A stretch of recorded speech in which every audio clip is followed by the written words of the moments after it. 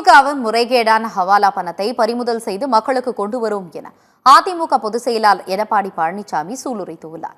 மக்களை காப்போம், தமிழகத்தை மீட்போம் என்ற பிரச்சாரத்தை மீண்டும் துவங்கியுள்ள எடப்பாடி பழனிசாமி சென்னை அடுத்த அம்பத்தூரில் பரப்புரை மேற்கொண்டார். அப்போது பேசிய அவர், கடந்த 5 ஆண்டுகளில் ஊழல் செய்வதற்காகவே திமுக ஆட்சி நடத்தியதாக குற்றம் சாட்டினார்.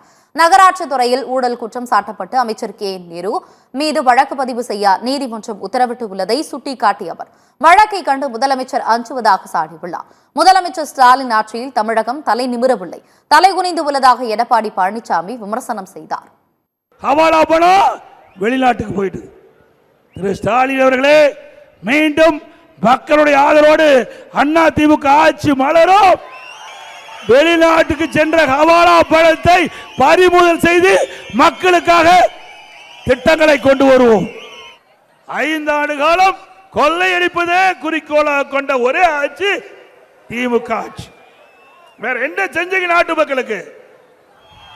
இவர் முதலமைச்சர் ஆன காரணத்தினால்தான் இன்றைக்கு தமிழகம் இன்றைக்கு தலை குனிகின்ற நிலைக்கு ஏற்பட்டு விட்டது. தலை நிமிரல, தலை தொங்கி போச்சு திரு ஸ்டாலின் ஆட்சியில. தொடர்ந்து பேசிய அவர், மதுரையில் தன்னை துரோகி என்று கூறிய முதலமைச்சர் மு.க. ஸ்டாலின் தான் தமிழகத்தின் துரோகி என்று தெரிவித்தார். சட்டமன்றத்தில் தான் 2 மணி நேரம் உரையாற்றிய போது அவைக்கு வராமல் முதலமைச்சர் மு.க. ஸ்டாலின் ஒளிந்து கொண்டதாக தெரிவித்தார்.